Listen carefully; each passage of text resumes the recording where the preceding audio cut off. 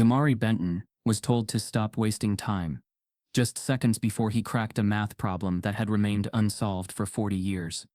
But instead of applause, his success triggered suspicion, whispers, and a quiet campaign to erase him. How did a single equation turn a brilliant black student into a national threat?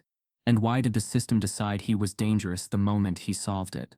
Because what Jamari uncovered wasn't just a solution, it was a secret they tried to bury. Before we deep dive into this interesting story, subscribe to our channel and tell us where are you watching from. Share in the comments below. In a school where the walls are lined with alumni plaques and polished trophies, the morning sunlight cuts sharp shadows across a spotless floor. Matheson Advanced Academy prided itself on being the place where futures were built and intellects sharpened. The tuition alone made the air feel heavier, more exclusive, and for 16-year-old Jamari Benton, that weight pressed on him every single day. It wasn't the numbers that bothered him. Calculus wasn't a foreign language, it was the only language that made sense. The problem was the way people looked at him when he spoke it. Jamari sat in the back row of the second-floor lecture hall, slouched not out of apathy, but out of defense. His skin was darker than anyone else's in the room, and his voice, when he chose to use it, carried a quiet intensity that most teachers misread as arrogance. He had learned early on that silence was safer. The substitute teacher for the day, Mr. Reynolds, was one of those men who carried a clipboard like a badge of honor. Middle-aged, silver at the temples, glasses perched like a watchtower on his nose. He seemed to believe discipline was best served cold and public. He walked into the class already scanning for distractions. His eyes stopped briefly on Jamari. It was fourth period. The air conditioning hummed softly as Mr. Reynolds erased part of yesterday's board work and revealed something older, a dusty section of the board that hadn't been touched in years. Written in faded chalk, an equation stood like a monument from another era. A few students chuckled as they tried to decode it. "Anyone recognize this?" Reynolds asked, his voice tinged with challenge. One girl near the front replied, "That's from like the 80s, right? No one solved that one. It's just that." Reynolds nodded. "Correct. It's known as Pendleton's limit. A curiosity. A mind puzzle. Some say it's unsolvable." He turned toward the students and added, almost jokingly, "Unless one of you wants to have a go at it." His gaze drifted toward Jamari, who had been writing in his notebook, not doodling, but quietly deriving a separate logic flow unrelated to today's warm-up. "Jamari," the teacher snapped, his tone laced with a passive-aggressive chill, "if you're done wasting time back there, maybe you can join the rest of us." Heads turned. A few kids snickered, not because it was funny, but because it was allowed. You could always laugh when it was Jamari. The rules were different when it came to him. Unspoken, but understood. Jamari didn't respond immediately. He raised his eyes to the board, then to the teacher, then back to the board. There was no anger in his face, no defiance, just a slow, building awareness, like a tide rising behind his stare. "Do you even know what that equation means?" Reynolds asked, voice now condescending. "Maybe try something simpler." Jamari blinked slowly. That line, "try something simpler," was something he'd heard before. On playgrounds, in hallways, even from guidance counselors. It was a code, a soft way of saying, "This isn't for you." And that's when something inside him shifted. His pencil stopped moving. His body, still slouched, leaned forward just slightly. He closed the notebook and tucked it neatly into his backpack. He could hear his heartbeat now, not in panic, but in clarity. Everything in the room suddenly felt sharper.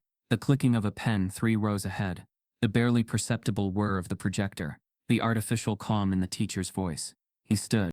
The room went completely still. Some students raised their eyebrows. Others looked around, unsure whether to laugh or stay quiet. No one expected him to react. Jamari rarely did. Mr. Reynolds froze too, unsure of what this meant. "Where are you going?" he asked, eyebrows lifting. But Jamari didn't answer. He walked forward, every step measured, deliberate. His sneakers made the faintest sound on the tile, but they sounded like thunder in the silent room. He reached the front and picked up a piece of chalk. "Sit down," Reynolds said sharply, his authority cracking just slightly. But Jamari had already turned to face the board. His eyes scanned the equation. Pendleton's limit wasn't just numbers and letters. It was a riddle nested inside a paradox, the kind of problem designed to stretch minds and test egos. But to Jamari, It was like staring at a familiar skyline in a city he'd never visited. He didn't know every street, but the structure, the architecture felt deeply intuitive. His hand moved. At first there was silence, then whispers, then complete silence again. Because Jamari wasn't just writing random symbols. He was building, slowly, precisely. Each line of chalk built off the last like a jazz solo. Controlled chaos blooming into clarity. No erasing. No hesitation. Just rhythm. A girl near the front dropped her pen. A boy behind her leaned forward in his chair. Reynolds stepped forward, voice uncertain. That's not the... You're skipping steps. But even he could see it. The pattern was unfolding in a way that made sense. Even more than sense, it was beautiful. In the back of the room, a student began recording. Still, Jamari didn't speak. The equation had once been left on the board as a symbol of what couldn't be done. A kind of relic. It was never meant to be solved. Not by someone like him. Not by anyone. It was a test, not of intelligence, but of access, of permission. He reached the end of the board. One final mark. Then silence.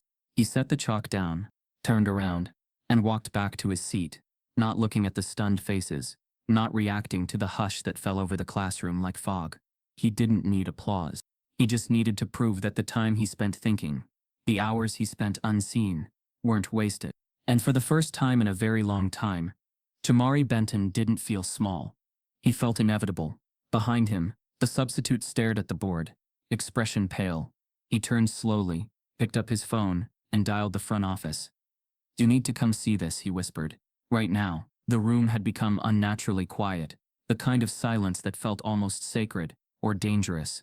No one moved. No one blinked. Even the students who normally couldn't go 10 minutes without glancing at their phones were frozen in place, as if looking away for a second would mean missing something no one believed was real. Jamari stood still, back to the board now. The final chalk line hanging behind him, like a signature. For a few brief seconds, it felt like time had been suspended, held in place by the sheer weight of what had just happened. And then the murmurs started. Did he actually? Wait, is that the... No way. That's impossible. Pendleton's limit wasn't just a math problem. It was folklore, myth. It had been written in dusty math journals and whispered about in university classrooms, a problem that mocked logic and humbled egos. It was the kind of equation teachers mentioned, not to solve, but to symbolize the limits of human thought, to remind students that some things were just beyond reach. The story went that Dr. Harold Pendleton, a mathematician turned recluse, had presented the equation during a conference in 1981, claiming it was the foundation for a new kind of mathematical reasoning. But when no one could solve it, not even Pendleton himself, the academic community began to treat it like a cautionary tale. A warning. Not everything has an answer. Don't waste your time. And now, decades later, a 16-year-old black student from the Bronx had just stood up, after being accused of wasting time, and casually scribbled out a solution in under 10 minutes. Mr. Reynolds still hadn't moved. His phone was shaking slightly in his hand as he stared at the board. He wasn't even trying to hide the disbelief in his expression. It was as if something foundational in his worldview had just cracked, and he didn't know how to respond. "Principal's office." "No," he muttered into the phone, his voice hoarse. The students looked at each other. Some still thought it was a prank, some kind of trick. Others were beginning to realize this might be something real, something historic. Jamari sat back down slowly, his hands steady, his expression unreadable. Inside, his thoughts were racing, not with panic, but with a strange, simmering awareness. He hadn't come into class planning to solve anything. He hadn't memorized the answer, hadn't studied it in secret. It had simply clicked. Something about the insult, the way Mr. Reynolds had dismissed him, had unlocked something, a kind of mathematical rhythm that had always been there, just beneath the surface. A girl named Rachel leaned forward from the row ahead of him, eyes wide. "Did you really just solve that?" she whispered. Jamari didn't respond.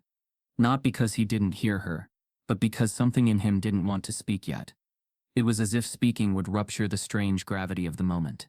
Within minutes, the principal arrived. Dr. Helena Warren, a steely woman with years of experience and a reputation for being both fair and ruthless. She stepped into the room, took one look at the board, and then at Jamari. "Who wrote this?" she asked, her voice measured. No one answered. She asked again, "Who wrote this equation on the board?" Mr. Reynolds finally spoke, clearing his throat. "Jamari. He solved Pendleton's limit. At least, he claims he did. The students erupted all at once, some defending Jamari, some expressing disbelief, others just caught up in the moment.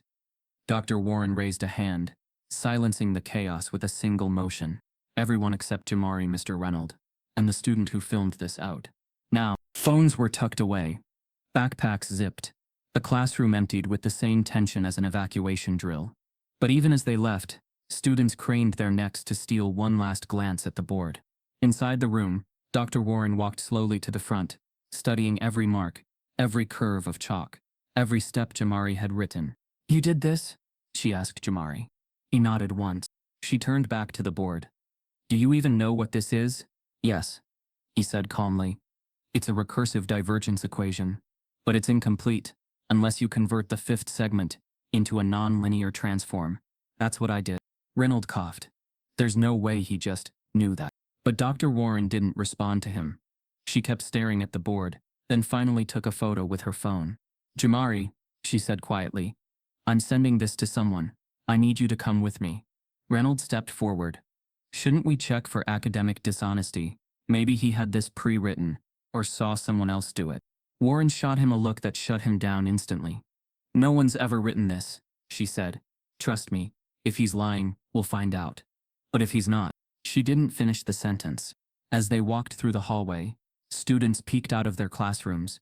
Word was spreading fast. Jamari could feel the weight of 1,000 eyes pressing down on him. Some filled with curiosity, others with quiet resentment. By the time they reached the office, the board of directors had already been alerted. A few staff members were gathered around a laptop, watching the students' recording.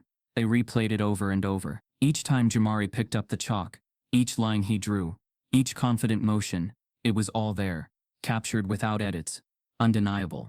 "What do we do if it's real?" one of them whispered. "We can't just let this go," another replied. Then came the email. It pinged on the school's main server just minutes later. Subject: regarding the Pendleton equation. Sender: Dr. Ian Mendel, Columbia University Department of Mathematics. His message was short but explosive. If this recording is accurate, the student has not only solved Pendleton's limit, he's discovered a structural inconsistency in the original model. This may have implications far beyond standard calculus. I need to speak with him immediately. Reynolds turned pale.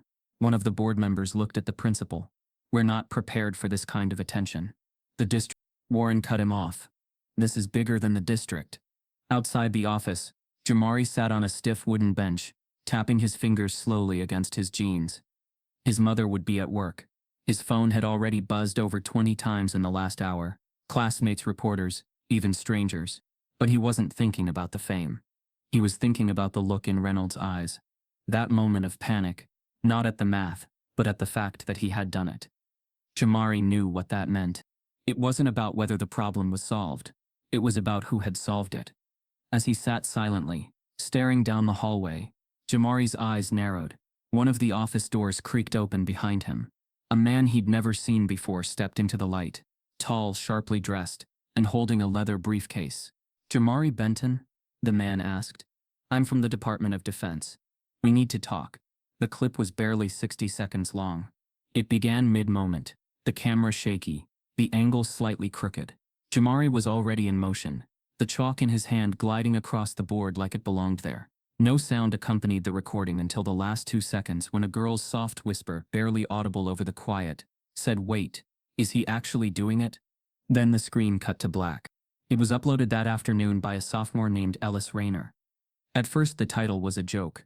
"This kid thinks he solved the impossible ML."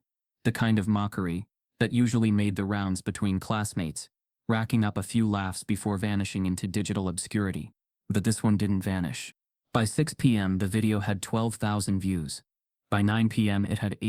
By midnight, it was trending under the hashtag Pendleton Solved. Comments flooded in from every direction.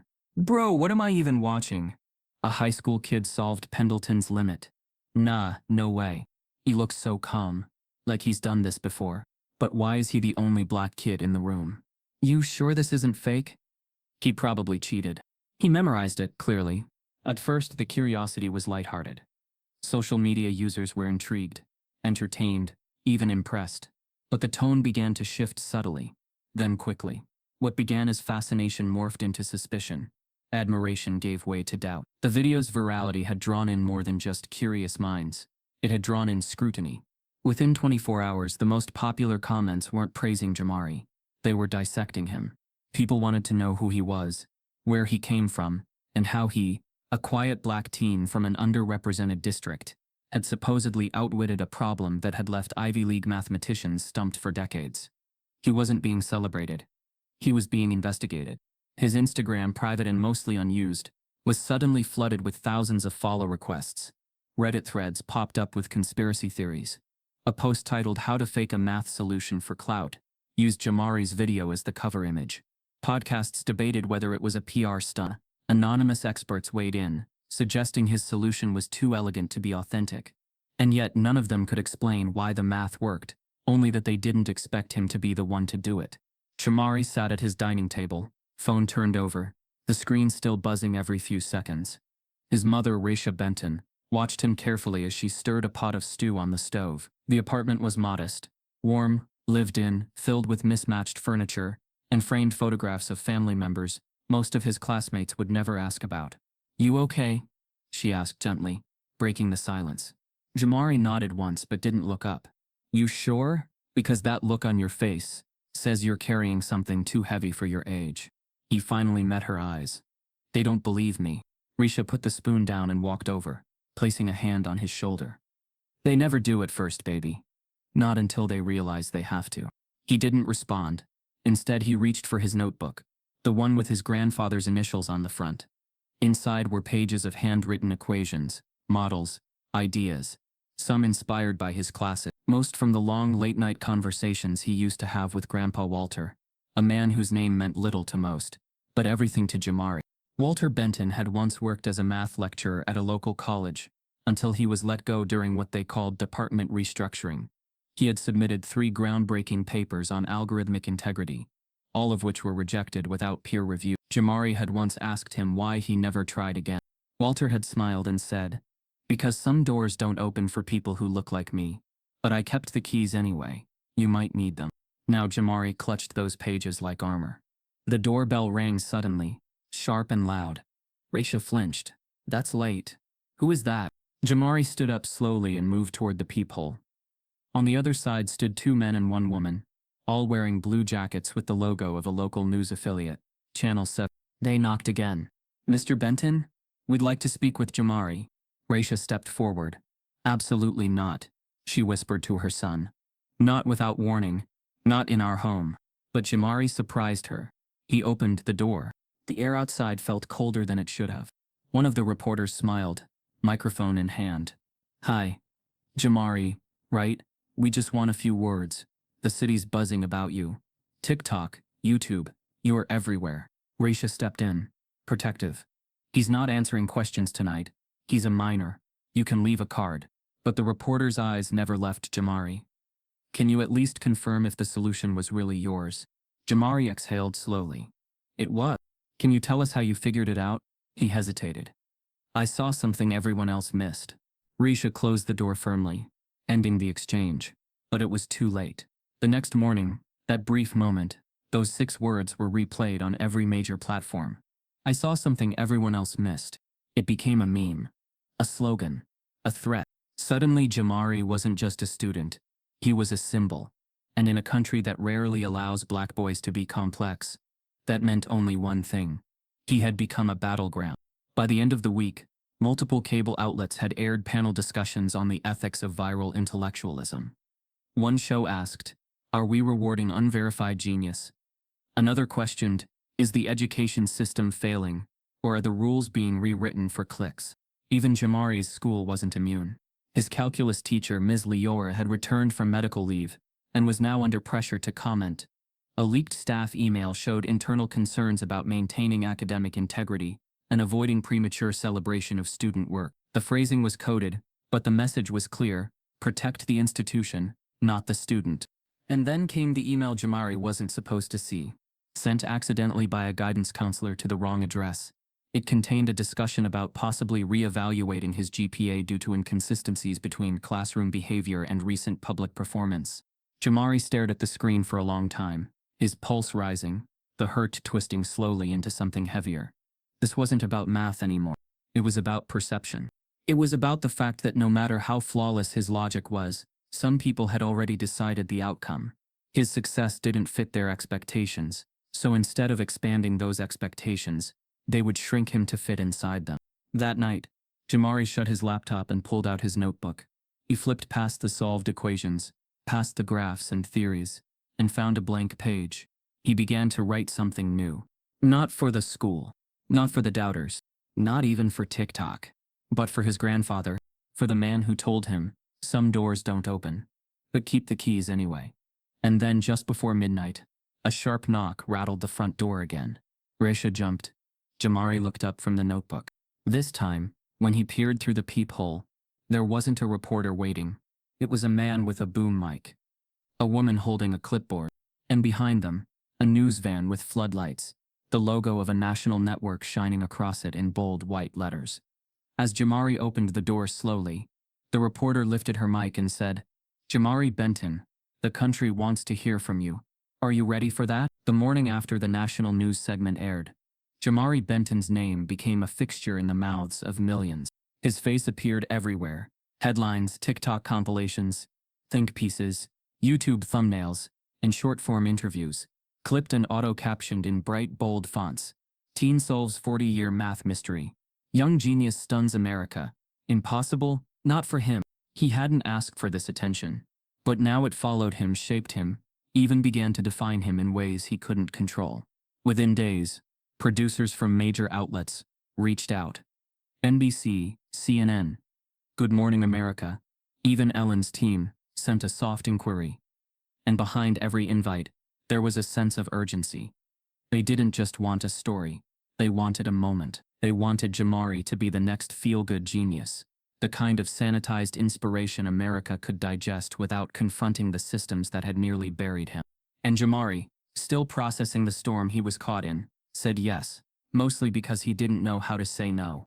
On set, the lights were always too bright, the chairs too uncomfortable, the questions dressed up in smiles and politeness, always slightly off-key. "So, Jamari," one host began, holding her coffee mug just right for the camera, "where did you really learn all this? I mean, you don't exactly come from a math background, right?" Jamari blinked. He had just spent the last segment discussing his grandfather's legacy, his nights of self-study, and the mentors who helped him understand the logic behind nonlinear recursion. Still, the question hovered, implying it couldn't just be his work.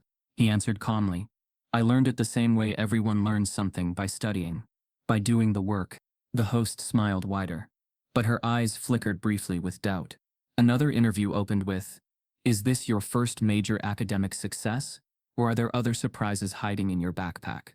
The audience laughed. Jamari didn't. He smiled politely, but inside he felt the tension coil again, that familiar tightness in his chest that said, "They're not hearing me, they're measuring me." Because beneath the compliments was something uglier, disbelief. Every question seemed to circle the same unspoken thought. How could someone like you possibly be this smart? Even when they weren't being direct, it was there in the way some interviewers over-enunciated when speaking to him, in how they introduced him with terms like math whiz kid or unexpected prodigy, as if intelligence had crept up on him by mistake. The viral fame brought another layer of pressure. His school. At Matheson Academy, the atmosphere shifted fast. Some teachers smiled more, others avoided eye contact altogether. He was now the face of the school, but only in press releases. Behind closed doors, tension simmered. White students whispered in hallways. Their voices dipped just low enough to avoid direct confrontation. "I mean, it's cool and all," one said, "but like, solving one problem doesn't mean you're a genius."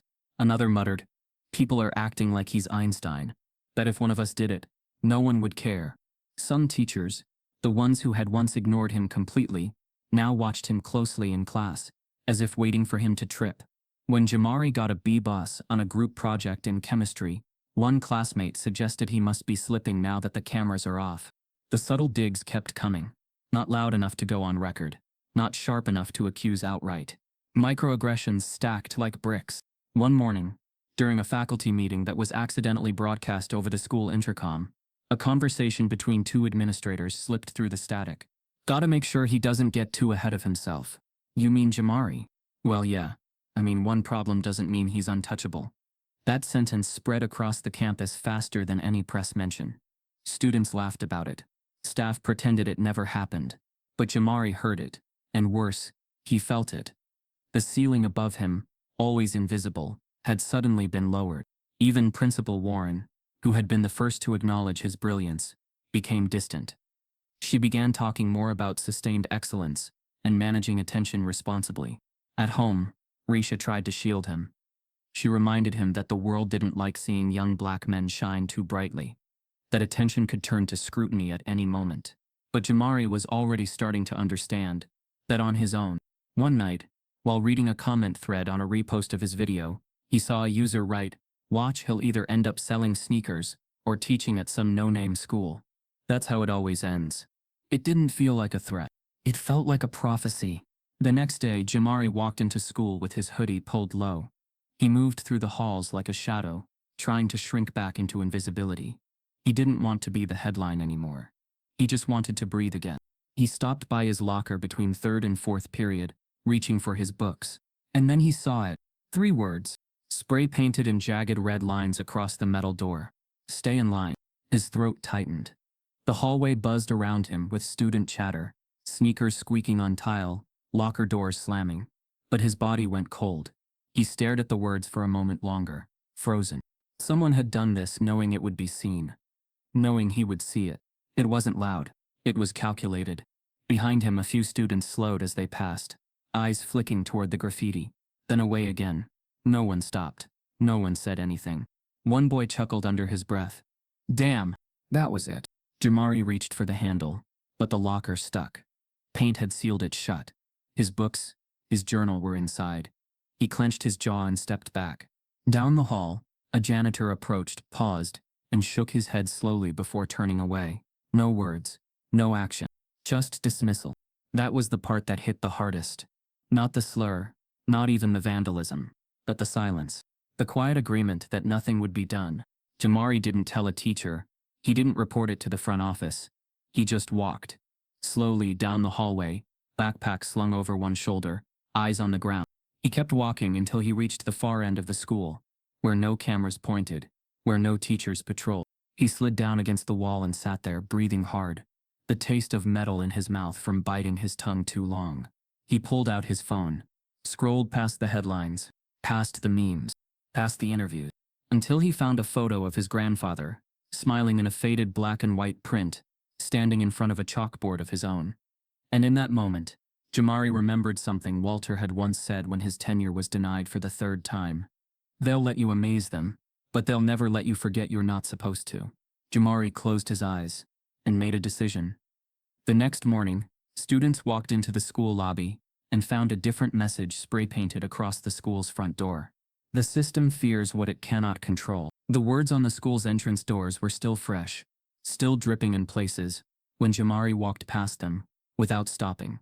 Students gathered in clusters outside, staring, whispering, filming. Teachers tried to shoo them away, muttering terms like vandalism and security breach, but their voices sounded hollow against the truth written across the glass.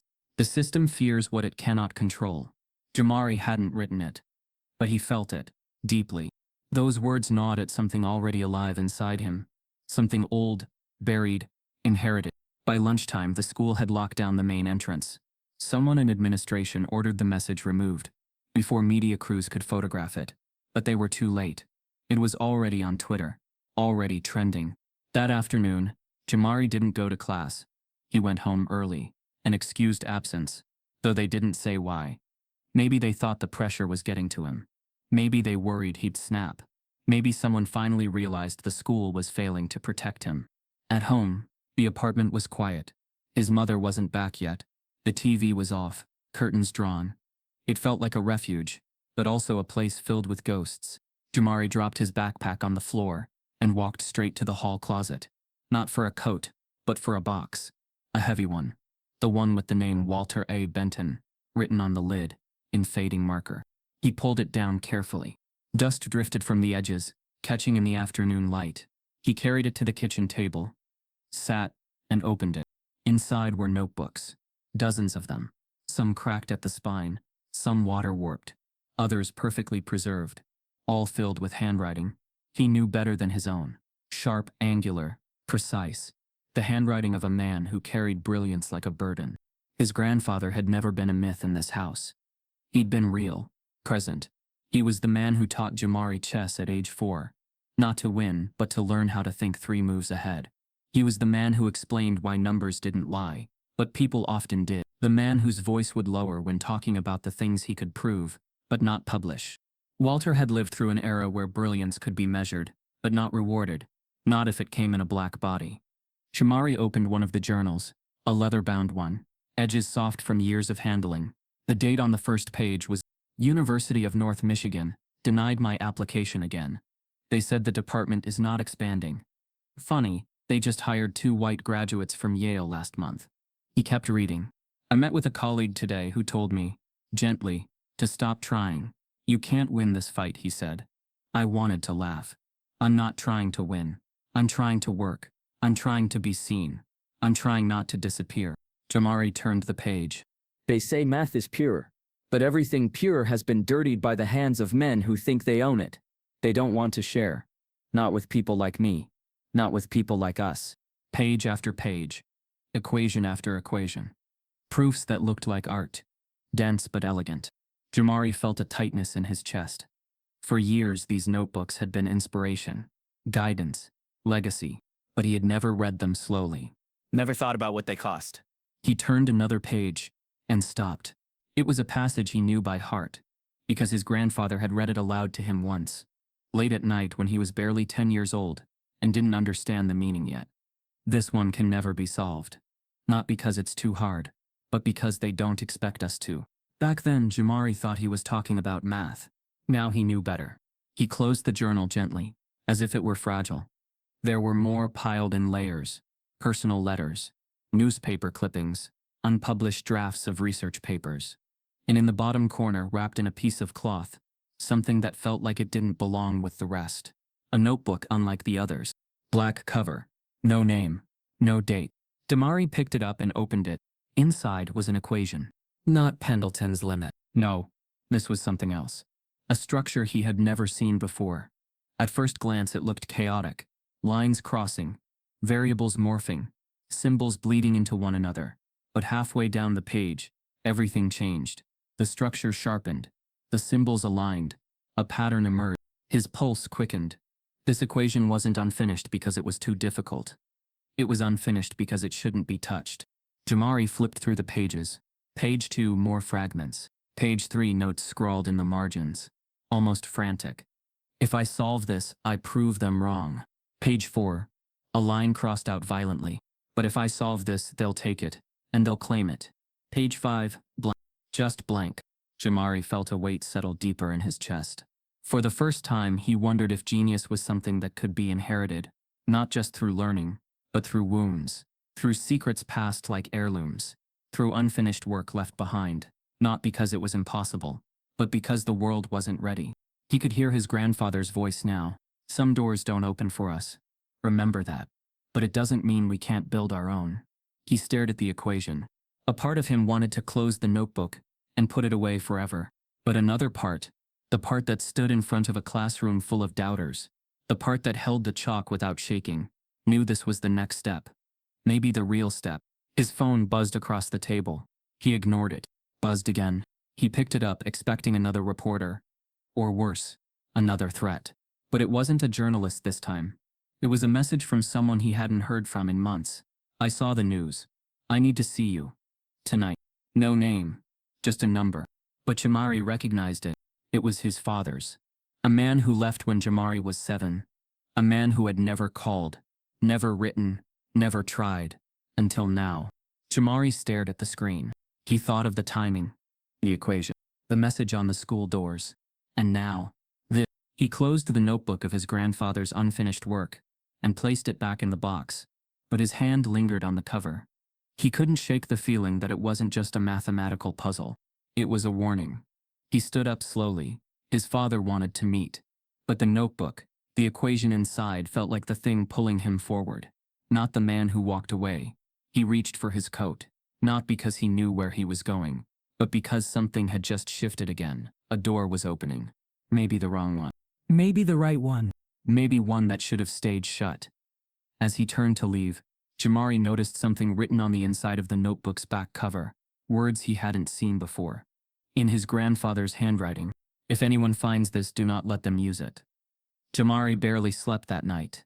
The warning inside his grandfather's notebook haunted him like static in his mind. A simple line scribbled with finality. Do not let them use it. He didn't know who them was. Not yet. But he was beginning to understand the weight of that message. Because even before the ink dried on the latest headlines, forces were already mobilizing to shrink him back down to size. The morning was overcast. As he stepped through the school's side entrance, avoiding the main hallway where clusters of students still buzzed about him like he was both legend and cautionary tale. He had barely made it to his locker when a voice called out, sharp, click, Jamari, office, now. It was Ms. Claron, the assistant principal, her face unreadable, no smile, no curiosity, just protocol. Inside the administrative office, he was led past the front desk and into a smaller room, a room used for quiet disciplinary talks and parent conferences. At the table sat three figures, Principal Warren, a woman from the district office Jamari didn't recognize, and a man he'd only seen once before, the superintendent. Jamari's stomach tightened. Principal Warren gestured to a chair. Have a seat. No one offered a greeting. No warmth. Just air so thick with anticipation it was hard to breathe. The superintendent folded his hands.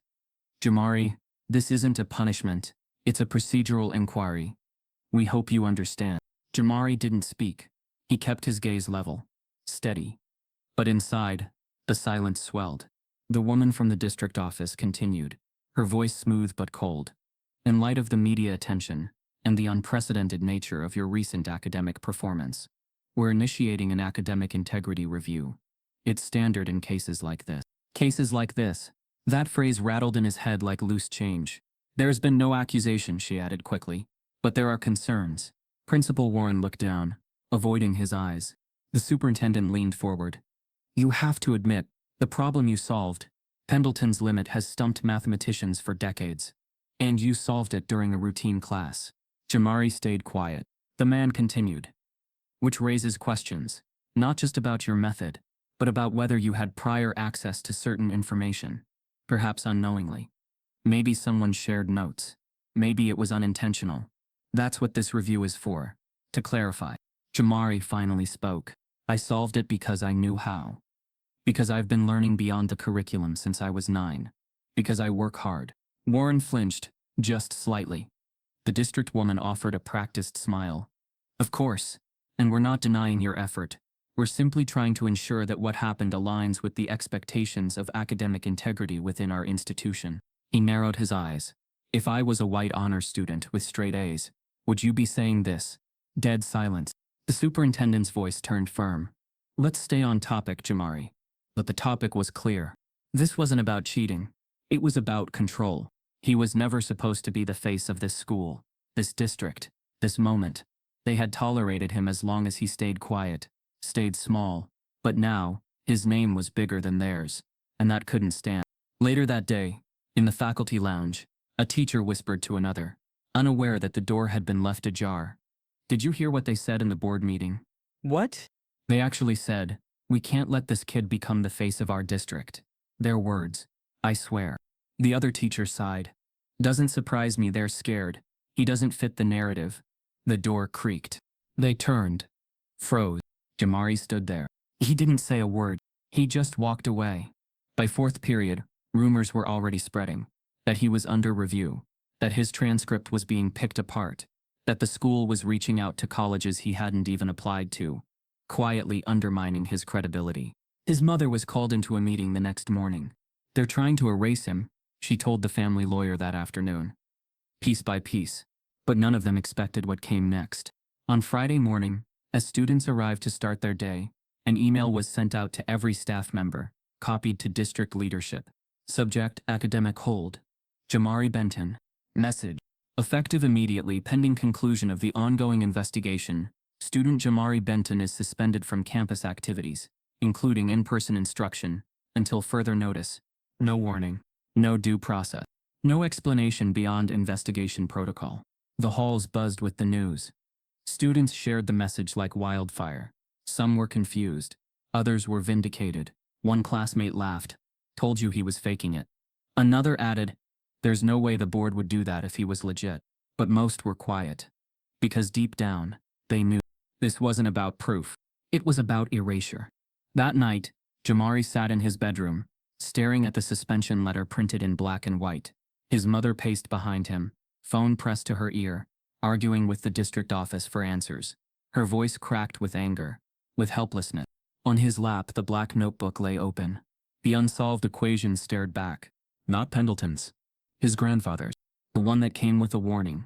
He ran his fingers along the edge of the page, then picked up a pen. He didn't write. He just stared.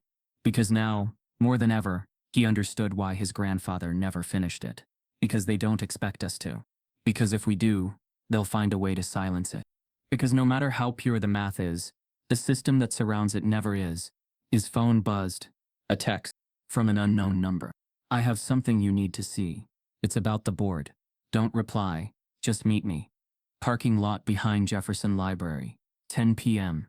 Jamari's hands trembled slightly as he read it again.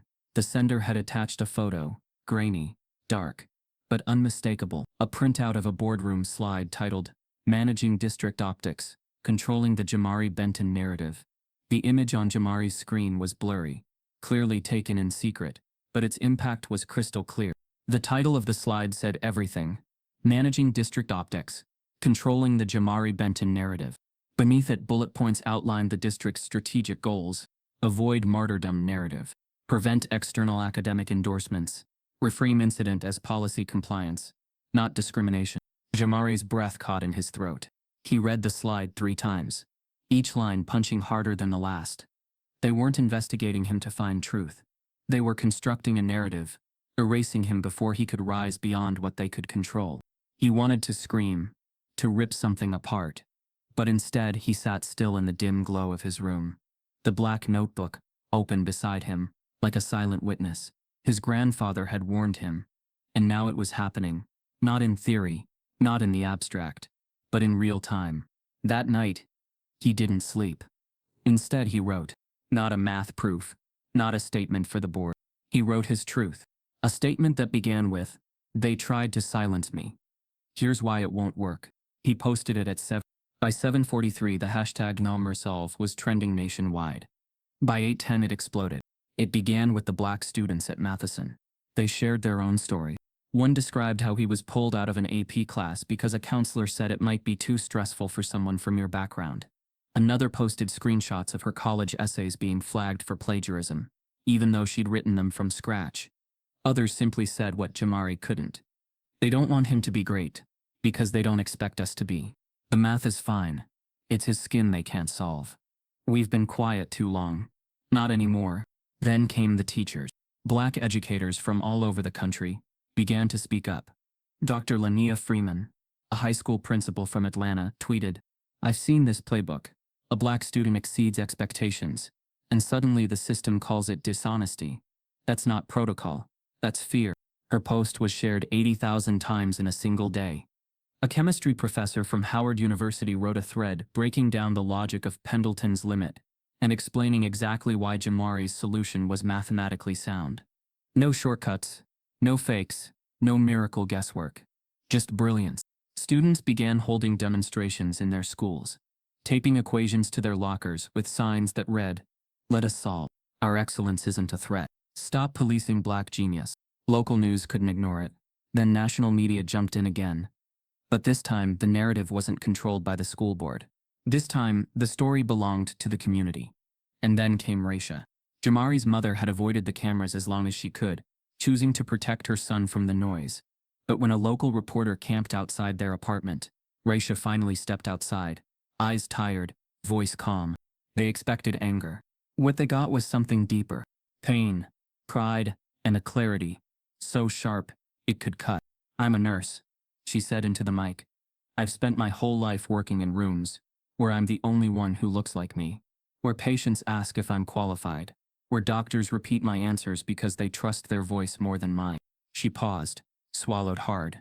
So when my son, who studies in silence, who solves things most adults can't, finally gets recognized, And the first thing they do is try to destroy his credibility. She shook her head. That's not just about him. That's about what this country still fears. A young black boy who knows exactly how smart he is. The clip aired that night. By morning, it had gone viral. Her quote, "They fear what they don't control, and they've never controlled our brilliance," was printed on t-shirts, signs, protest banners. Even celebrities picked it up. A Grammy-winning artist reposted it with a caption, "Say it louder for the folks in the boardroom." A talk show dedicated an entire segment to dissecting Jamari's case. "It's not about the math," one panelist said. "It's about the fact that he solved something they said couldn't be solved. And when he did, they questioned him, not the system that doubted him." Still, the district stayed silent. No official statements, no press conferences. Just internal scrambling, desperate damage control. But then came the twist they didn't see coming. A retired teacher from Matheson, Ms. Harris, who had taught for 30 years before leaving under mysterious circumstances, posted her own story on Facebook. "Jamari isn't the first. He's just the first who went viral. Years ago, I watched 2 black students be pushed out of AP classes with quiet pressure. The school told them their learning styles didn't match the program. It was a lie then, and it's a lie now." Attached was a PDF of emails, old ones, between board members. One read, "Too much attention on the Benton kid. Let's hold the line on the narrative. Do not allow external parties to reframe this as a racial issue. This is policy enforcement, not optics management." But optics were already shattered. Jamari saw all of it. He sat quietly on his couch, scrolling through hashtags, news alerts, articles. His photo was everywhere again. But now, the story felt different. It wasn't just about a kid with a chalkboard anymore. It was about who gets to be believed, who gets to be brilliant, who gets to be free in a system designed to confine. His mom sat beside him, resting her head gently on his shoulder. "They can't take it back now," she said softly. Jamari nodded, but deep down he knew the fight wasn't over. Visibility didn't guarantee protection, and the system that feared his mind wasn't going to surrender just because it got caught. He opened his notebook again, not the black one but a fresh one. On the first page he wrote, "My name is Jamari Benton. I solved Pendleton's limit, and I'm not done." Just then his email pinged. A message from a sender he didn't recognize. Subject: Inquiry regarding your work. From Dr. Elias Rowan. Title: Associate Chair, MIT Department of Computational Theory. Jamari's eyes widened. He opened the message. "Jamari, I've followed your case closely. Your analytical structure was not only correct, it mirrored a concept my team's been exploring for years. Quietly, I believe your mind operates on a pattern we haven't fully understood yet. I would like to speak with you privately. No cameras, no headlines. I think your grandfather's work may have come across my desk decades ago. We need to talk." Dr. Rowan. Jamari sat back slowly. His heart pounded. It wasn't over. It was only just beginning. His cursor hovered over the reply button. But before he could type, another email appeared. This one from a sender named Only. The Equation Society. The subject line read, "We've been watching you. Do not trust MIT." The message from the Equation Society sat unread in Jamari's inbox like a warning sign on a door he hadn't opened. "We've been watching you. Do not trust MIT." The words were vague, unsigned and unnerving. But Jamari hadn't even had time to unpack their meaning before the next message arrived. This one from someone with credentials that carried weight. Dr. Malik Forrester, one of the leading minds in algorithmic structure and data theory. A black mathematician who'd carved a space in one of the widest, most exclusive corners of academia. A man whose TED Talks were passed around like gospel in undergrad circles. A voice that, unlike most, actually knew what it meant to be doubted from the start. His subject line was direct. "Your proof disrupted my lab. Jamari, I reviewed your Pendleton proof with my graduate team. One of our PhDs broke down during the analysis. Not from embarrassment, from awe. She said your approach reframes a data structure we've been refining for over a decade. I need to meet you. Privately. No cameras. No press. Just math. If you're open, I'll send first-class tickets to Boston. The work we could do together might redefine predictive computation itself." Dr. Malik Forrester, MIT Department of Algorithmic Theory. Jamari didn't hesitate. He replied with one word. "Yes." 2 days later, he stood in a security line at JFK Airport, his backpack slung over one shoulder, the black notebook tucked inside. A reminder, a weight, and a weapon all at once. His mother had insisted on accompanying him to the terminal.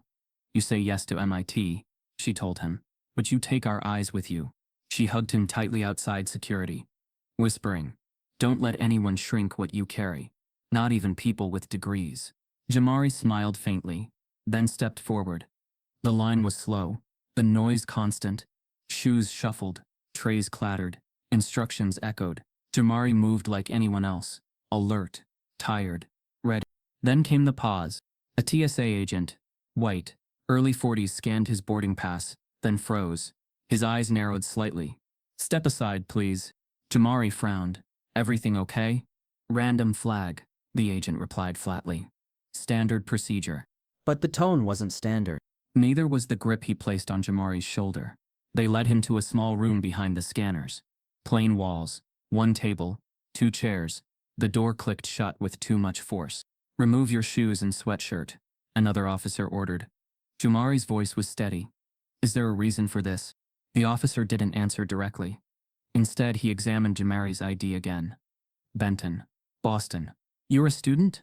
Visiting a professor. The officer smirked. You some kind of genius? Jamari didn't respond. The silence stretched. Finally, the first officer leaned in, lowering his voice. You don't look like where you're going. Jamari felt it in his chest. Not fear, but the burn of recognition. That old wound reopening. Not the words, but the subtext. You don't belong there. You were never meant to. The officers left the room for additional verification. 20 minutes passed. Then 30. Jamari checked the time. His flight was boarding. No one returned. By the time they let him go, the gate had already closed. He stood at the edge of the terminal, watching his flight taxi toward the runway. Opportunity. Delayed. He texted Dr. Forrester immediately. I missed the flight. TSA held me. Can I rebook? No reply came for hours. The professor was likely in meetings, Jamari told himself, or working late. But somewhere inside him, the fear crept in again. What if I just missed my only chance? By the next morning, it wasn't just his mother who knew. The story had broken. Someone had filmed the TSA officer pulling him aside. Another passenger had recognized him and posted a clip on TikTok titled, They just detained Jamari Benton. In the video you could hear the whisper, you don't look like where you were going. That whisper echoed. Across timelines. Across continents. Hashtags reignited. Let Jamari fly. Black and boarded. Genius while black. The same news outlets that had been cautious about his story now raced to cover it. Teen math prodigy. Detained at airport without cause. Systemic bias or security protocol. He was going to MIT. They stopped him anyway. But this time the backlash wasn't just digital. Protests erupted outside TSA offices in 3 cities. MIT students marched across campus with signs that read, Your fear is not a reason. Jamari, we want you here. Dozens of black scholars published an open letter condemning the incident. Dr. Forrester signed it too, alongside a handwritten postscript. We will make space for him. Again and again, until the system gives up. Meanwhile, back in New York, Jamari sat in his room, overwhelmed by the noise, the praise, the rage, the interviews he hadn't done, the arguments he hadn't started. He looked out his window trying to breathe past it all. His phone buzzed again. Dr. Forrester. What they did was unforgivable. I've already requested a formal investigation through the Department of Transportation. But the work remains. We've rebooked you on a private charter. No lines, no checks, just you, and the work. You in? Jamari stared at the screen, then replied. Yes, but I need to bring something with me. He reached into his backpack, pulled out his grandfather's black notebook, and flipped it open to the unfinished equation. He had decided, if they were going to fear him, it wouldn't be for fame. It would be for what he knew, and what he was about to finish. That night, under cover of darkness, Jamari boarded a small private jet arranged by Forrester's team. No lines, no detours, just quiet. He sat alone, staring out the window as the lights of New York receded. The equation was open on his lap. For the first time he noticed something strange in the corner of the final page. A symbol he hadn't seen before. A small circle within a triangle, with a handwritten note beneath it. They used this to hide the model. You'll know when you see it again. Jamari blinked. Hide the model? He flipped back through the notebook, searching for clues. Then something clicked. On page 14, buried in a margin beside a function chain, there was a reference. ES78 key holds all recursion patterns. ES. Equation Society. He sat back in his seat, the jet now soaring above the clouds. The email warning had made no sense before, but now, it was starting to fit. Just as Jamari closed the notebook, the pilot's voice crackled over the speaker. Mr. Benton, we've received a flight path adjustment. MIT has changed the destination. You're now landing at an off-site facility. Classified. The moment Jamari's private jet veered off course toward an off-site MIT facility, hundreds of miles away in New York, a different battle was igniting. Not in the skies, but in the courts. His mother, Raisha Benton, sat across from two attorneys in a midtown office, her hands folded tightly in her lap, a legal pad before her with more underlines than words. She wore her nurse's uniform, untouched from her shift the night before. Her face was calm, but her silence wasn't weakness. It was war forming in real time. The attorney leaned forward. Risha, are you ready for this? I've been ready since the moment they questioned my son's intelligence in a room full of white silence, she said. And then she slid a flash drive across the table. Start with this. The footage on that flash drive would become Exhibit A. The clip that went viral. Yes, but more importantly, the unmuted version. The one where a student caught Mr. Reynolds' words clearly, not just the visuals, his tone, his scorn. Stop wasting time, Jamari. And then, moments later, try something simpler, something you can handle. The attorneys sat back slowly, their eyes narrowing. Then Raisha added another item to the stack. A file of school records detailing racial disparities and disciplinary action at Matheson Academy. The numbers told their own story. Black students made up only 12% of the population, yet they accounted for 43% of all disciplinary actions over the last 3 years. Suspensions, grade reviews, accusations of plagiarism, and not a single black student in the last 10 years had been recommended for the district's advanced STEM initiative. Not one. By the time Risha was done laying out her evidence, the lawyers stopped talking. The silence spoke volumes. One of them finally said, "We don't just have a case, we have precedent-breaking grounds for racial discrimination and systemic sabotage." Raisha nodded slowly. "Then file it." And so they did. The lawsuit hit headlines within 4. Benton v. Matheson District, racial discrimination in STEM education. Social media erupted.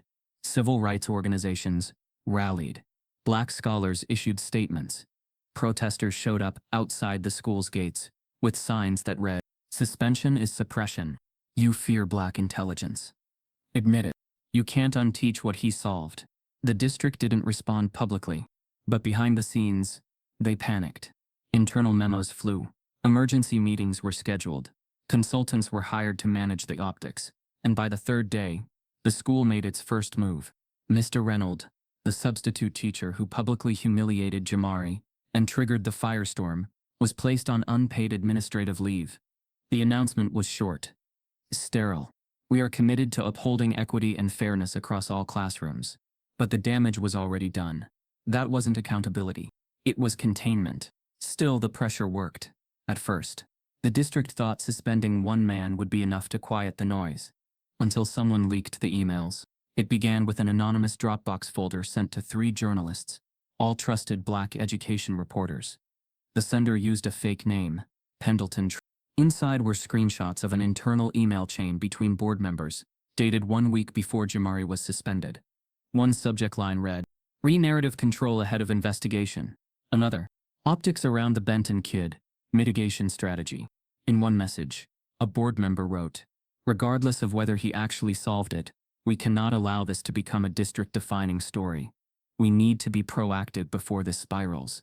Recommend academic probation immediately. Suspension if necessary." Another added, "We'll lose control if the public gets involved. Better to move now while media's still focused on the math, not the politics." The emails were time-stamped, days before the academic review was even announced, days before Jamari was informed. The implications were devastating. His suspension wasn't a decision. It was a premeditated strategy. The headlines flipped overnight. School board plans suspension before any investigation began. Internal emails confirm racial targeting of Jamari Benton. Mitigation or suppression? District faces backlash over leaked cover-up. Even faculty couldn't defend it anymore. An anonymous teacher came forward to a local paper, stating, "We knew something was wrong, but we were told not to speak. Now I know why." Parents began pulling their children from the district. Alumni signed open letters demanding full resignations. And still, the board stayed silent, until they made their boldest move yet. Risha received the email at 6:13 p.m. on a Tuesday evening. The subject line was chilling in its clarity. Notice of potential expulsion. Jamari Benton.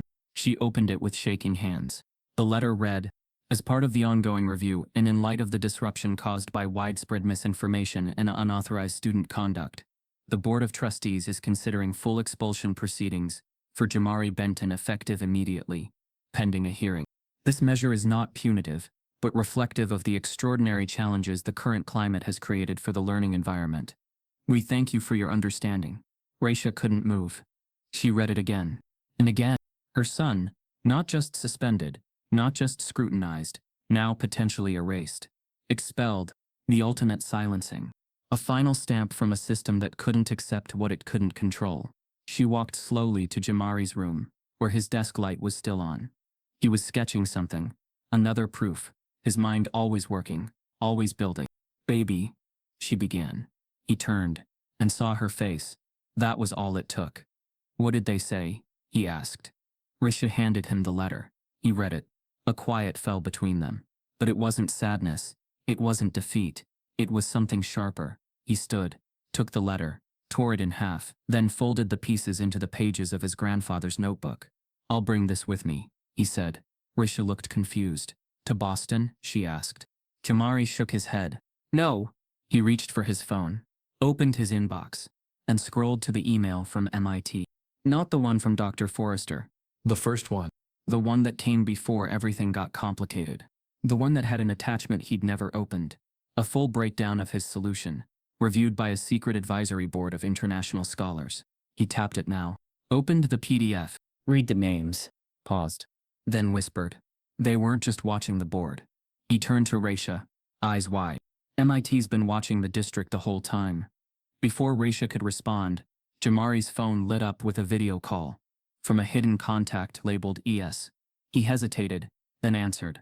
On the screen appeared a face he didn't recognize, but somehow felt The man leaned in and said, "Jamari, you've just activated something that can't be undone." The video call with the man from ES had lasted less than 5 minutes. He never gave his name, only "Whatever you say next, in court, in public, in writing, will not just define your future. It will either free you or finish you." Then the screen went black. Jamari had stared at his reflection in the phone's glass for a long time afterward, trying to decode what the man meant. But there wasn't time to dwell. The summons had already arrived. 2 days later, Jamari Benton stood in the middle of a wood-paneled courtroom that looked more like a lecture hall than a legal chamber. The state had fast-tracked the hearing under public pressure, calling it a judicial review of educational discrimination allegations. But everyone knew what this really was. A test. Of truth. Of intellect. Of control. Rows of cameras lined the back wall, though none were allowed to film inside. Spectators packed the benches. Reporters, activists, school officials, MIT observers, and a few quiet students who had slipped in with forged passes just to see history unfold. Jamari sat beside his lawyer, hands folded over his lap. His mother was seated directly behind him, eyes burning with quiet strength. Across the aisle sat the district's counsel, a man named Caleb Durham. Tall, impeccably dressed, a Harvard law graduate with a reputation for dismantling witnesses not with rage, but with reason. "Ready?" Jamari's lawyer whispered. Jamari nodded once. The clerk called the court into session. The judge, a stern woman with piercing eyes and silver-streaked braids, adjusted her glasses and looked down from the bench. "We are here today not to review test scores or celebrate talent, but to determine whether a public institution acted unlawfully in targeting and silencing a student based on race and academic disbelief," she said. "Let's begin." Durham stood first. He walked slowly toward Jamari, a polite smile on his lips. "Mr. Benton," he began, "you claim you solved Pendleton's limit, a problem unsolved for over 4 decades during a standard classroom exercise. Is that correct?" "Yes," Jamari said. "No preparation? No. No outside help? No." Durham turned to the judge. Your Honor, I'd like to enter into evidence the original board work submitted by Mr. Benton, as well as the school's internal email chain, indicating the board's response. He placed the files on the clerk's desk, then returned to Jamari. You've become something of a media symbol, he said, tilting his head. Some call you a prodigy. Others say you were targeted. But let's talk about what actually happened. He paused for effect. Can you explain, in layman's terms, the structure of your solution? The courtroom leaned forward. Jamari didn't blink. Yes. He stood, walked to the whiteboard. The court had wheeled in last minute for this very moment. Picked up a marker.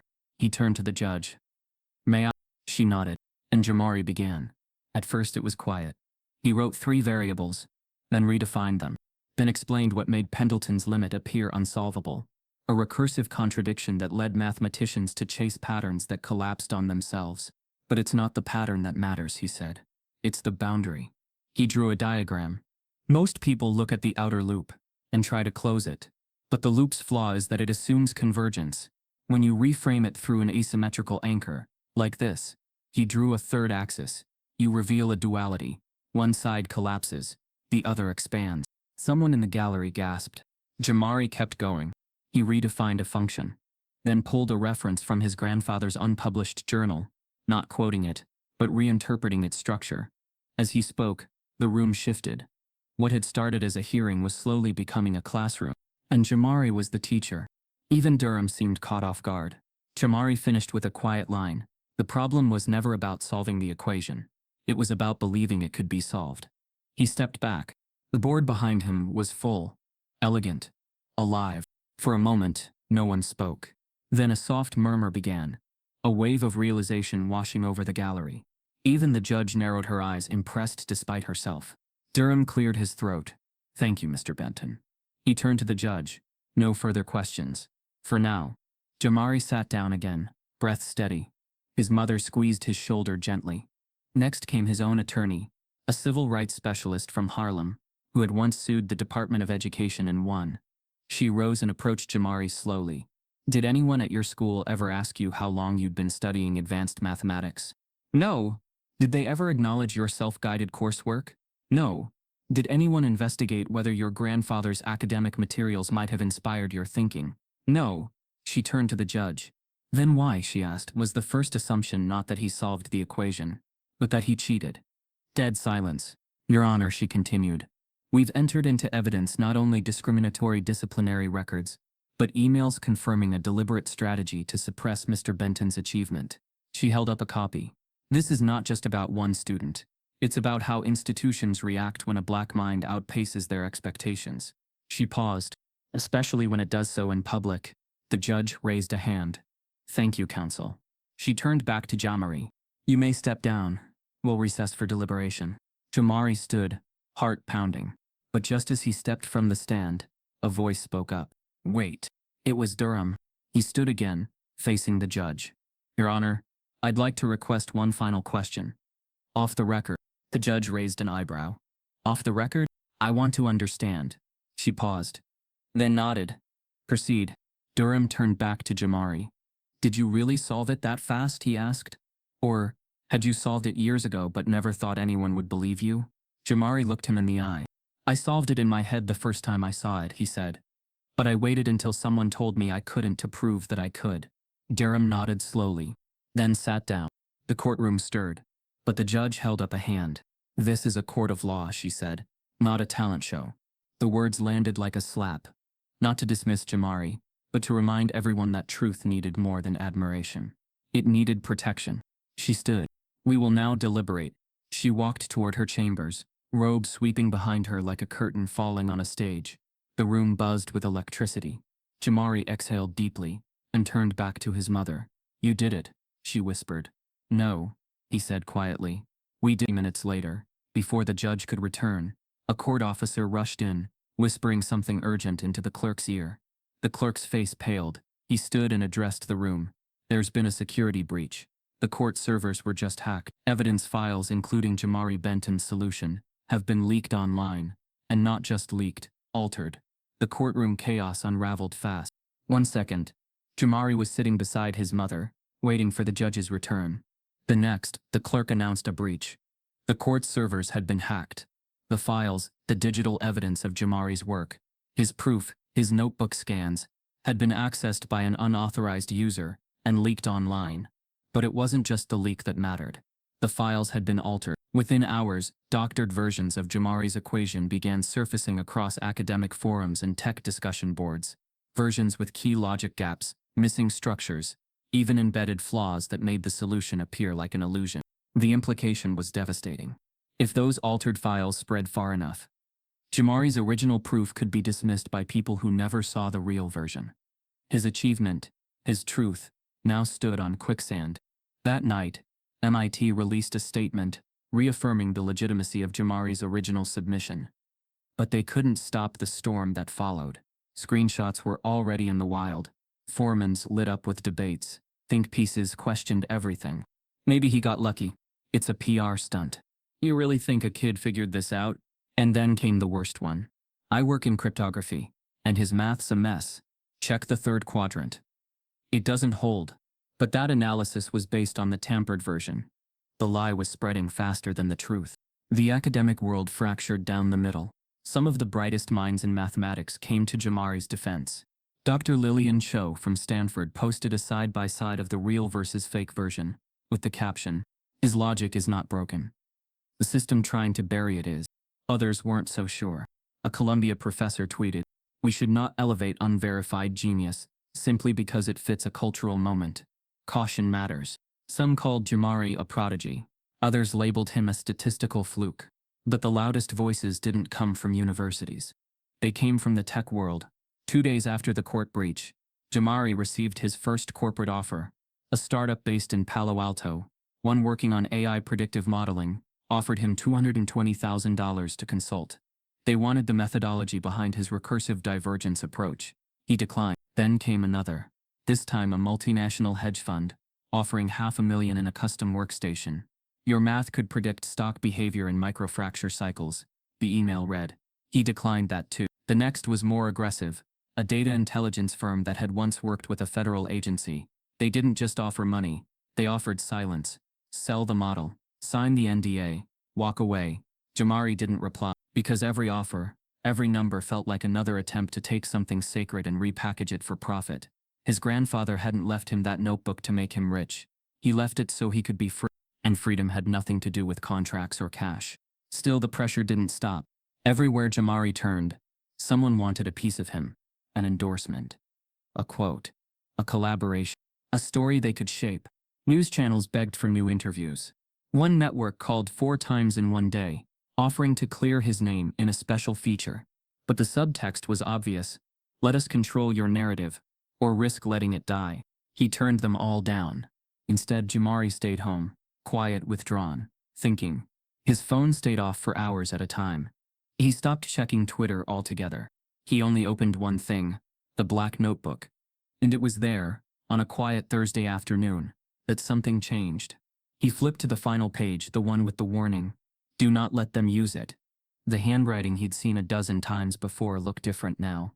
Heavier, smudged, and beneath it, where there had once been blank space, new writing had appeared, faint at first, then sharper, a message one that hadn't been there before. It read, "They never stopped watching. ES78. You know where to look?" Jamari stared at the page, heart racing. It wasn't possible. The notebook had been closed, stored, locked away. He hadn't used invisible ink. No one else had touched it, and yet the message glowed faintly, like it had emerged through heat or pressure. He whispered to himself, ES78. The term had appeared earlier in the notebook, on page 14, referencing a recursion key, but now it seemed like more than a technical label. It felt like a name, or a code. He flipped through the pages again, scanning each one for clues. Then he saw it. Page 7. A line written in the smallest handwriting he'd ever seen from his grandfather. If the sequence breaks, return to where the model began. 1978. E.S. Boston. Jamari's breath caught. The year his grandfather presented a closed lecture to a private mathematics club in Boston. One that was never recorded, never archived. E.S. The Equation Society. He remembered the strange email from weeks ago, the one that warned him not to trust MIT. "We've been watching you." His fingers trembled as he set the notebook down. What had his grandfather been involved in? And why was the trail leading to a year, a city, and a message written decades ago that somehow just appeared today? He felt a chill. This wasn't just about an equation anymore.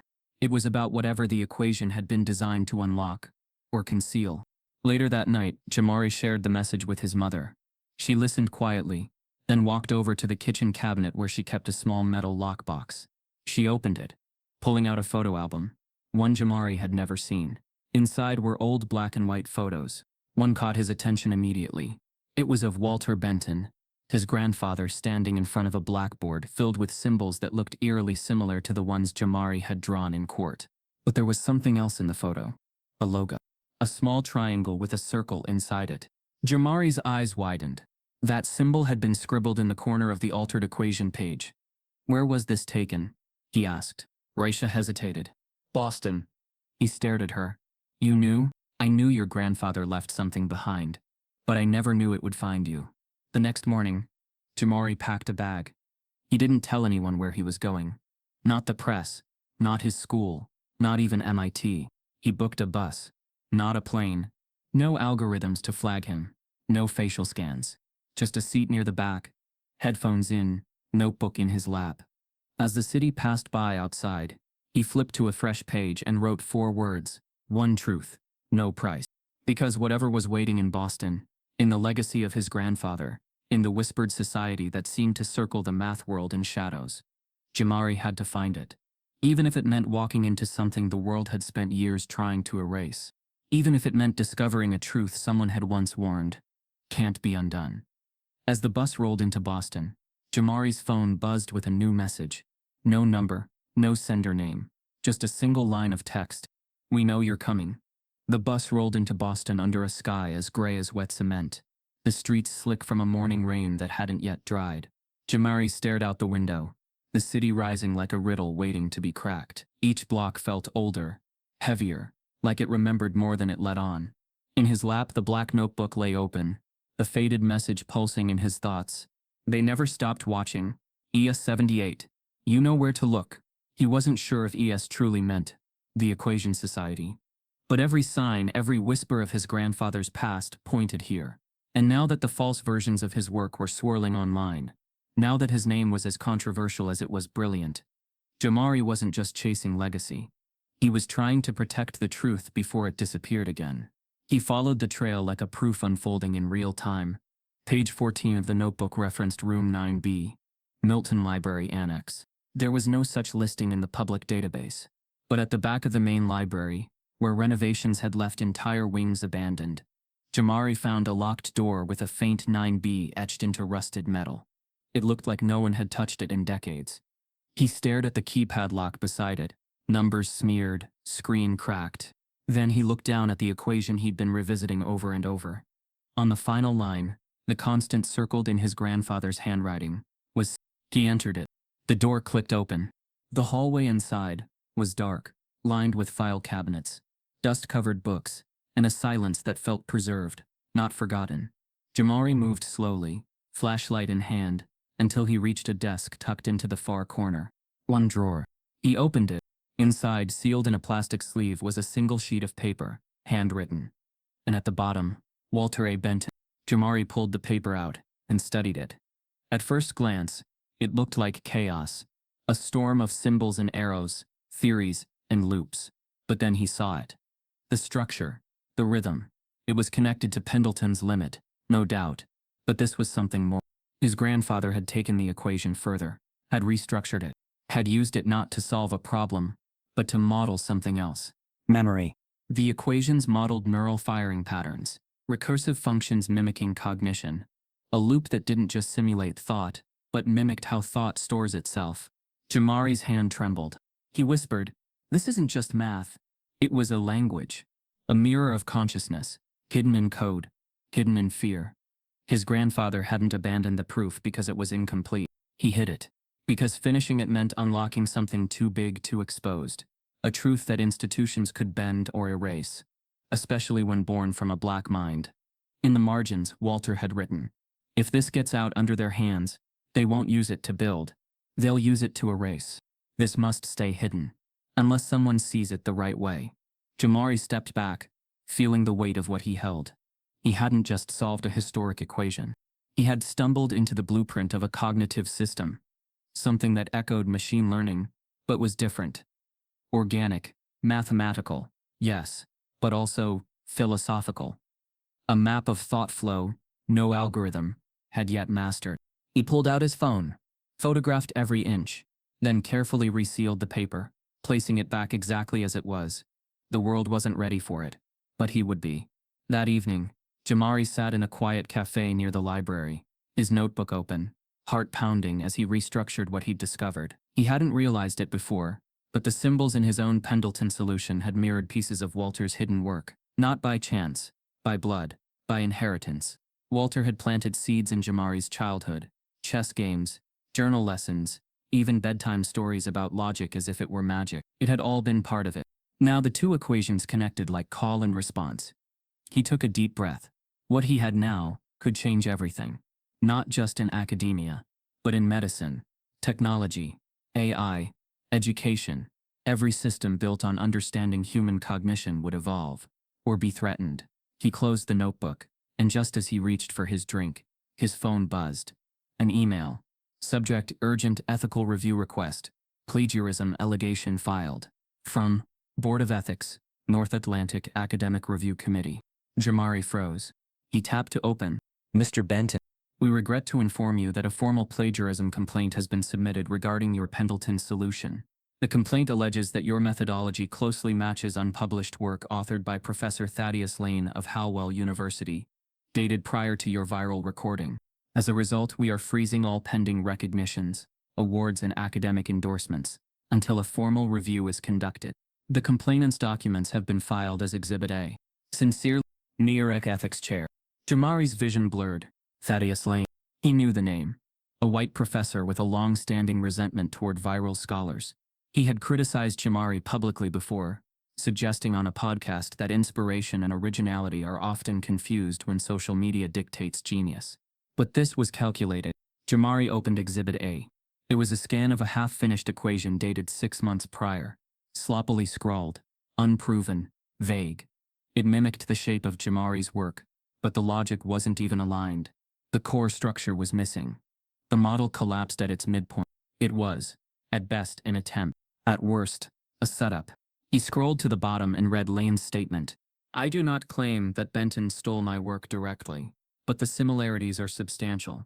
He may have accessed early research leaks through online academic channels. This warrants investigation. Jamari's chest tightened. They weren't even accusing him with certainty. Just enough uncertainty to stain everything. Enough to make people question again. To turn brilliance into suspicion. He dropped his phone, stared blankly ahead. His coffee had gone cold. The waitress passed, saw his face, and hesitated. You okay, hon? He nodded without speaking. But he wasn't. Because this wasn't just about academic envy. It was about ownership. They couldn't solve it, so they rebranded it. They couldn't erase it, so they discredited it. And once again, the truth, his truth, was being buried under the weight of white authority cloaked in paperwork. He looked down at his notebook. The solution wasn't in the math anymore. It was in the fight to protect it, to defend legacy, to finish what Walter had started, and make sure the world saw where it really came from. As he reached to gather his things, a new email came through. This one marked confidential. It was from a familiar name, Dr. Forrester, at MIT. The subject line read, Lane isn't working alone. He's been funded. We need to meet. Now. The accusation spread like fire. Within hours of Professor Thaddeus Lane's formal complaint, the words plagiarism, fabrication, and fraud began appearing next to Jamari Benton's name in headlines, tweets, and late-night panel discussions. The media, once eager to crown him a genius, now feasted on doubt. Cable anchors didn't need evidence. They needed conflict. Was Jamari Benton a symbol of brilliance, or a brilliant con? One host asked, raising his eyebrows dramatically before cutting to commercial. Suddenly, everything Jamari had ever done, or hadn't done, became fair game. Old photos surfaced. A joke he tweeted when he was 13, about hating geometry, was dissected as evidence that he couldn't have grown into the mathematician he claimed to be. A note from his school file was leaked, dated years earlier, in which a middle school teacher described him as quiet, defiant, and often disengaged. Another clip emerged, grainy and out of context, where Jamari mumbled, "They don't want us winning," to a classmate in a hallway. It was spun into a media cycle, as radicalizing language. None of it was about the equation. It was about him, his character, his race, his age. The worst wasn't the lies, it was the silence. His phone, once a hub of constant buzz, praise, curiosity, admiration, was now still. Journalists no longer requested interviews. Sponsors who had once promised scholarships and platforms quietly pulled out, citing uncertainty and ongoing investigations. Even people who had posted selfies with him, hashtagging math genius, had deleted their posts. The backlash wasn't loud. It was surgical. And then the threats started. Emails, voicemails, messages sent to his mother's nursing station. "Keep that liar off TV. He's setting your whole race back. Try to raise a hero, end up with a hoax." Risha tried to stay composed. But Jamari saw it in her face. The weight, the fear, the grief she never let him see when the cameras were on. And one night, as she folded laundry in silence, he finally asked, "You still believe me?" She looked up slowly. "I've believed you since the day you started counting beats in your head instead of humming lullabies." She held up a stack of bills. "This world has never known what to do with a black boy. They couldn't predict. But that doesn't mean you stop being one." He nodded, eyes wet. But inside something was breaking. His friends faded too. Ellis, the classmate who had posted the original viral video, stopped responding to texts. Rachel, the girl who once offered to study derivatives with him after school, unfollowed him on every platform. One day at the park, Jamari spotted two kids from school on a bench. As he approached, they got quiet. He heard one whisper, "That's the guy who stole the math thing." He didn't stop walking, but each step felt heavier than the last. The only person still in his corner was Dr. Malik Forrester, and even his messages had grown shorter, colder. "We're monitoring the fallout. I'll update you when it's safe to speak again." Safe? Jamari laughed bitterly to himself. He wasn't unsafe, he was just disposable. And for the first time since this all began, he thought about quitting. Not just the equation. Everything. He opened his grandfather's notebook one evening, and stared at the final page, where Walter had written, "This must stay hidden, unless someone sees it the right way." Jamari wasn't sure he saw it anymore. He didn't know if his mind was a gift or a curse, whether it had opened a door or drawn a target. The weight of genius wasn't in the knowing, it was in the surviving. He sat at his desk in silence for hours that night. No music, no screen, just the low hum of a city that no longer celebrated him. By morning he had made up his mind. He would disappear, not in protest, in peace. He'd leave the math, the noise, the shame, let the world erase him, if that's what it needed to move on. But fate, once again, had different plans. Late that afternoon, an envelope arrived by certified mail. Plain, cream-colored, hand-delivered. Raisha found it in the mailbox and brought it in, assuming it was another legal document. But when Jamari saw the seal, he froze. It was embossed in gold, a laurel wreath surrounding a torch. The National Medal of Science Committee. His fingers trembled as he opened it. Inside was a letter, printed on heavy parchment. "Mr. Benton, we are aware of the controversy currently surrounding your academic work. We are also aware of the attempts made to undermine your credibility. After confidential review by a panel of international scholars, including specialists in recursive structures and computational theory, we have determined that the core elements of your solution not only reflect original thought, but introduce a model that may redefine approaches to applied logic in mathematical cognition. You have been shortlisted for the National Medal of Science in Youth Contribution. This is not a confirmation. It is a warning. You are being watched. And you are being tested. But brilliance, Mr. Benton, rarely moves quietly. Stay steady." Chair NMS Committee. Jamari read it twice, then again, and for the first time in weeks, he felt something inside him ignite. Not pride, not hope, clarity. They hadn't destroyed him. Not yet. They had just buried him deep enough to see how far his roots had grown. That night, he sat back at his desk, opened a fresh phase in the notebook, and began writing a new theorem, not one inherited from the past, but birthed in the storm. It began with one line, "I am not the anomaly. I am the proof." As he wrote the final symbol, an alert pinged on his laptop, a live news feed. Thaddeus Lane was giving a press conference, and behind him stood 3 government officials. One of them held up a document stamped. Intellectual property claim. Federal security interest. Jamari stared at the broadcast on his screen, the press conference already halfway through. Thaddeus Lane's voice was calm, practiced, the kind of calm that only came from knowing the world had already leaned in your favor. And this is not about discrediting youth, Lane said into the podium mic.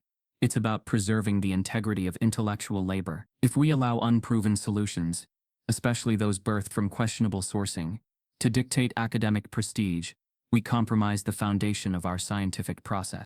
Behind him stood 3 federal officials, flanked by men in suits. One lifted a sheet of paper toward the cameras. The stamp at the top read, Intellectual Property Claim, Federal Security Interest. Risha stood beside Jamari, watching the screen with narrowed eyes. They're trying to steal your future, she whispered. Not just your name, your mind. Jamari didn't speak. He already knew. This wasn't just a smear campaign anymore. This was legal erasure. A full public repositioning of ownership, not just of Pendleton's limit, but of the hidden structure he had uncovered in Walter Benton's old proof.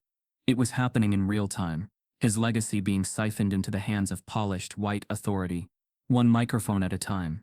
That night, MIT called. Not Dr. Forrester this time, a new voice. One from the National Science Collective, the committee responsible for hosting the most watched academic event in the country, the Nova American Science Summit. They were inviting Jamari to appear on the final night. The theme, vision, truth, and the power of unorthodoxy. The invite was simple but sharp. The world is debating whether your mind is a myth. We'd like you to answer that. Jamari hesitated, not because he was afraid, because he understood the stage would not be neutral. 3 days later, the lights inside Unity Hall in Washington, D.C., glowed brighter than the math could handle.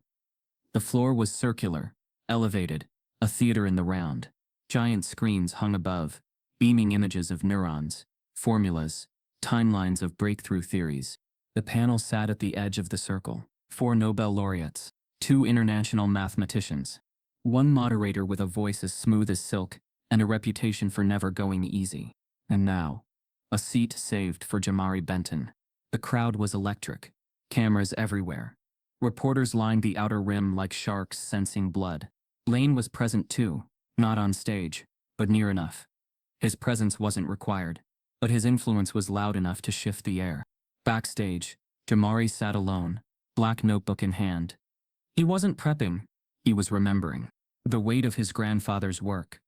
The warnings in the margins. The way racism didn't always punch you.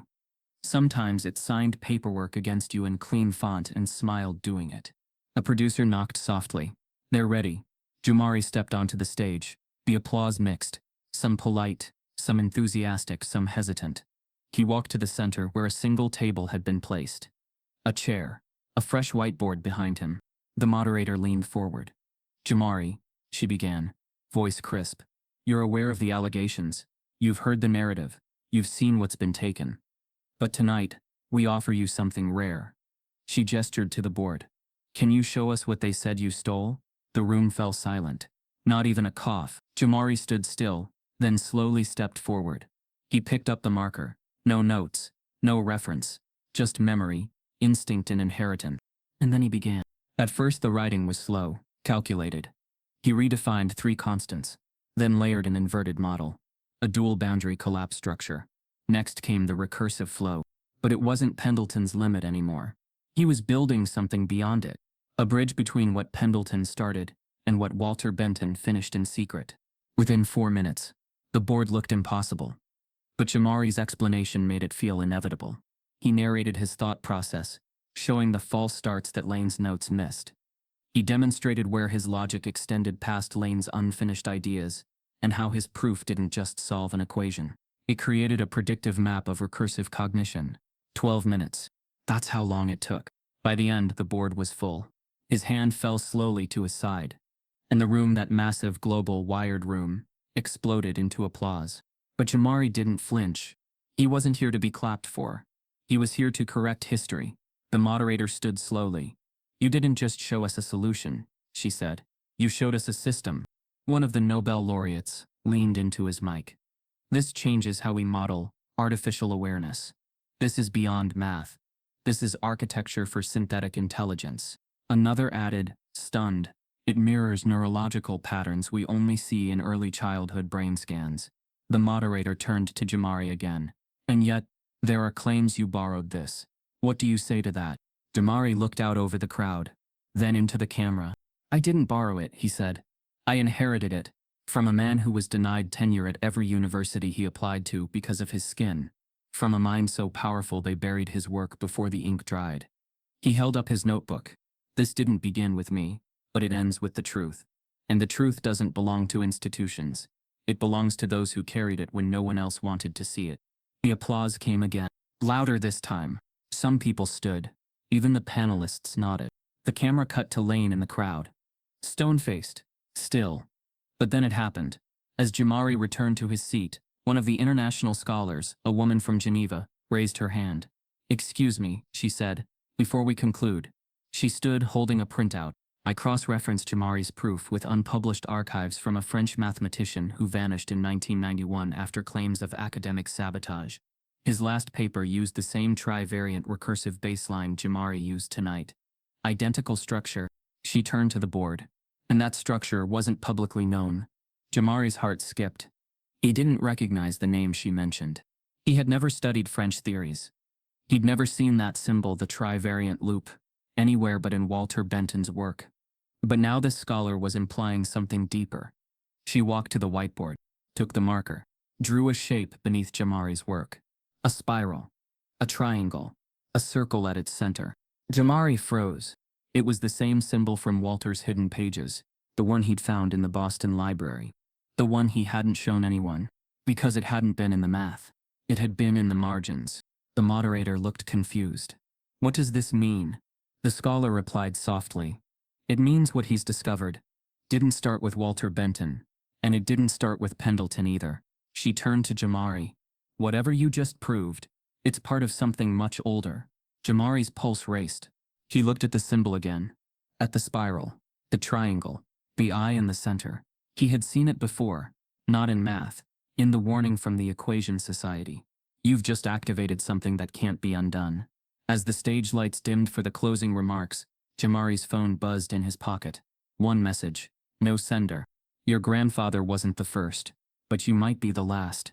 The lights in the lecture hall felt different this time. Instead of the cold, expectant glare the substitute had cast at him, they felt warm, cautiously hopeful, almost reverent. Jamari Benton scanned the room. The same room where 16-year-old him had sat in the back row. Silence masking storm. Now he stood at the front, chalk in hand, ready to rewrite more than just equation. It had taken months, years really, to reach this moment. After the televised summit, after the hack, the allegations, the lawsuits, the threats, the panic, the silence, the resurgence. His journey had been framed as a math miracle, but the real battle had been something else. The equation wasn't the enemy, the assumption was. He looked out across the sea of faces. Students, educators, media presence, even some representatives of the school board, who had once tried to silence him. The banner behind him read, Matheson Academy, guest lecture, Jamari Benton, a small sign of victory perhaps, but one loaded with weight. He paused, chalk hovering above the board. The equation he'd solved decades ahead of schedule, glowed invisibly, in his mind as images of his grandfather, Walter A. Benton, drifted through his memory. The man who had worked in obscurity, denied tenure, dismissed with politeness and prejudice. The man who left him the notebook with the warning, do not let them use it. He realized now what that meant. It wasn't about hiding brilliance. It was about who gets to see it. He turned to the students. Today, he began quietly, we're not going to revisit the proof of Pendleton's limit. We're going to talk about why it was ever a limit, and who said it. A murmur, across the room. Teachers shifted. The school board's optics team tensed, but Jamari kept going. In your textbooks, he said, you'll find problems, solutions, proofs, but you'll also find invisible lines, limits set by the people who wrote them. Some are mathematical, some are cultural. He asked them to think of a time they were told not to raise their hand, not because they lacked knowledge, but because the room wasn't ready to hear them. He saw a student's hand raise slowly, a black girl in the second row, her dreadlocks tied back, eyes focused. She lowered the hand when her teacher glanced at her. Jamari's stare held hers a moment. "Raise it," he said. She did, and the class didn't shift. The ceiling didn't crack, but the silence held something. He smiled gently. "Good, because today you're invited to dismantle limits you didn't even know existed." Then he began walking them through simplified logic. Not to showcase his brilliance, but to widen theirs. He redirected the chalkboard from formula to metaphor, boundaries to break, loops to reframe, patterns to redesign. And as he wrote, the room changed. It stopped being a classroom with a prodigy. It became a space for possibility. In the front row sat Ms. Liore, the teacher who had once ignored him wholly. Next to her sat the assistant principal, the one who'd told the press they were investigating him. Both watched quietly, eyes wide. Teachers who once taught about genius were now sitting quietly while a young black man taught genius. The image struck something deeper than performance. After 40 minutes he paused and closed his notebook. "The equation was never the problem," he said, voice firm but calm.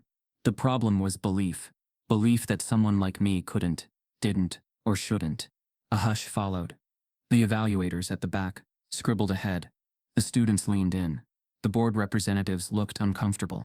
Then came the unexpected twist. He revealed that the school district had quietly changed their STEM acceptance criteria the previous semester, a policy revision that eliminated legacy GPA weighting and increased outreach to underrepresented students. He held up a press release dated 2 weeks ago. "They changed the rules," he said softly, "because once we stepped over the limit moved." The room exhaled, not just because of policy, but because change, visible change, was finally happening. Jamari looked around again. "Your success will not be measured by me. It will be measured by you. What you believe, what you do when they tell you to stop trying." The protesters outside the campus gates had evolved too. "Let our children solve," read their signs. Schools across the country had started taking a deeper look at definitions of gifted and talented. Media cycles had shifted from shock to structure, profiling how systemic barriers existed even in math classrooms. Interviews now featured black scholars, teachers, superintendents admitting long-buried truths, and somewhere in the noise his name became less about him, and more about what he represented. He took a deep breath. "It's not about being a genius. It's about being seen as one." A student in the back, a shy boy of Indian descent, nodded. He raised his hand. Without calling on him, Jamari addressed him anyway. "Yes?" The boy's voice was small. "I've always been good at math, but I thought I had to stay quiet." Jamari smiled. "You don't. Show them you're good." The boy exhaled and relaxed. A teacher stood in the back. She mouthed, "Thank you." Teachers who stayed silent when he was ignored now sat in a changed room. He walked to the door, paused, turned back. The hallways he'd once slipped through unnoticed were now spaces he re-entered with weight. Not invisibility. He thought of the scrawled words on his locker years earlier. "Stay in line." How quietly the janitor walked by without a single word. Now the janitor stood at the door, eyes on Jamari, as he left. He nodded. The nod wasn't permission. It was acknowledgement. As Jamari stepped outside, the sunlight hit his face, the same sun that had fallen through that back row window, making his skin appear too dark for his seat. He didn't flinch. Instead he paused, turned, and looked back at the building. "This used to be the place where I was told to stop wasting time," he thought, but now it was the place where he taught others to keep time going forward. Across the campus green, new banners were planted. "Solve your own limit. Invisible boundaries are still boundaries. Black minds matter." He walked toward his car. His mother met him halfway. She took his hand. "You did it," she said. He shook his head. "We started it." They looked at each other, both changed, both tired, both proud. He opened the door. But one last moment. A young black student lingered at the gate, huddled, backpack mid-zip, hesitating to step into the building. His eyes scanned the space.